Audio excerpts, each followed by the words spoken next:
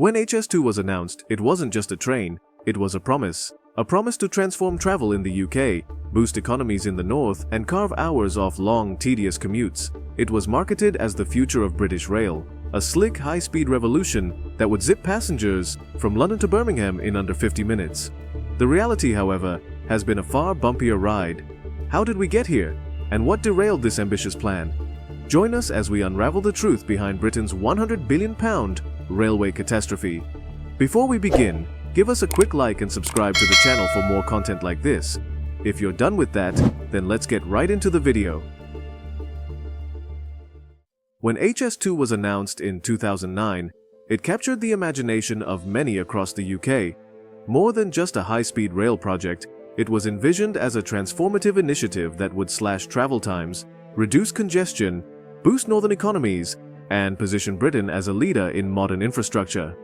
However, in the years since its inception, HS2 has devolved into one of the most controversial and expensive public projects in the country's history, with ballooning costs, delays, and scaling back of its scope. HS2 has gone from being a symbol of progress to a cautionary tale of ambition clashing with reality. So, what is the HS2?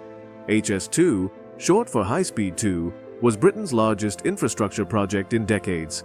Its purpose was to create a high-speed rail network connecting major cities across England, cutting travel times drastically and alleviating pressure on existing lines.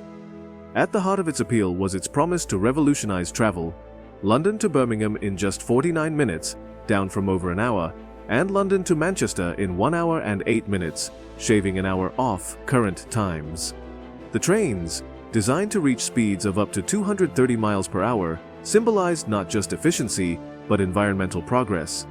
HS2 was marketed as a green alternative to domestic flights, with 90% lower carbon emissions per passenger. The project was also expected to generate significant economic benefits, including improved connectivity for northern regions, increased capacity for 144 additional freight trains daily, and an estimated annual economic boost of £15 billion. However, HS2 was not just about speed and economic growth. It represented an engineering marvel, with plans for iconic stations in London Euston and Birmingham Curzon Street. As well as impressive viaducts and tunnels, the project was divided into 3 phases: Phase 1, London to Birmingham; Phase 2A, Birmingham to Crewe; and Phase 2B, extensions to Manchester and Leeds. Initially budgeted at £32.7 billion, HS2 was scheduled for completion by 2026. Yet, as the years unfolded, the dream of HS2 began to unravel. Today, HS2 is far from the grand vision outlined in 2009. Its scope has been significantly scaled back, its costs have spiraled out of control, and its timeline has been repeatedly pushed. So, what exactly happened to this once great project? The most glaring issue has been the project's ballooning budget. The initial estimate of £32 billion has increased dramatically over the years. By 2019, costs had climbed to £100 billion, and by 2023, projections suggested the final price tag could reach £180 billion. This escalation stemmed from a combination of factors, including overly optimistic initial estimates, unforeseen engineering challenges, and poor cost management. For instance, constructing tracks for 230-mile-per-hour trains required extremely straight routes, leading to the construction of expensive tunnels and viaducts. Delays plagued HS2 almost from the outset. Planning oversights and execution missteps led to spiraling costs and timeline adjustments.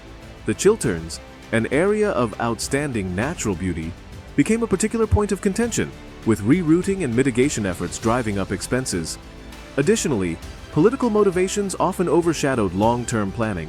Successive governments championed HS2 for different agendas. David Cameron linked it to his Northern Powerhouse initiative, while Boris Johnson tied it to his levelling up strategy. Yet these short-term political priorities frequently clashed with the project's broader goals, further muddying its execution. Transparency issues also plagued HS2. HS2 Lite, the government company overseeing the project, faced allegations of mismanagement and dishonesty. A former employee claimed that 2 sets of cost figures were maintained, one for public consumption and another reflecting the actual state of the project. Such allegations eroded public trust and highlighted the challenges of managing such a vast and complex initiative. External factors compounded HS2's difficulties. Brexit disrupted supply chains, increasing the cost of materials and labor. The COVID-19 pandemic further slowed construction, with fewer workers allowed on-site and material prices spiking during global shortages. These crises added layers of complexity and cost to an already struggling project. While HS2 was promoted as an environmentally friendly alternative to flying, its construction left a controversial environmental footprint. Critics pointed to the destruction of natural habitats, particularly in the Chilterns, where large sections of countryside were cleared for the railway. Local communities along the proposed routes voiced concerns about the environmental and social impact, further complicating the project's progress. In October 2023, Prime Minister Rishi Sunak announced the cancellation of Phases 2A and 2B, effectively shelving plans for a national high-speed network. While Phase 1, connecting London and Birmingham, remains under construction, the vision of a fully connected rail network spanning Manchester and Leeds has been abandoned. This decision has left northern regions, which had been promised economic rejuvenation through HS2, feeling betrayed. The scaling back of the project marked a stark departure from its original ambition and highlighted the challenges of delivering large-scale infrastructure in a politically and economically volatile climate. Despite its setbacks, Phase 1 of HS2 is moving forward, with £22.5 billion already invested. The current goal is to open the line between 2029 and 2033. However, even this phase faces uncertainty, with its budget now estimated at £49 to £57 billion. For the rest of the UK, the cancellation of northern and eastern extensions leaves a significant gap.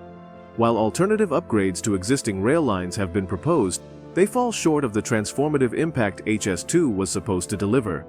The future of HS2 now depends on the successful completion of Phase 1. If it can stay on track and within budget, it might salvage public confidence and open the door for future expansions. Conversely, continued delays and cost overruns could cement its reputation as a cautionary tale of mismanagement and overreach.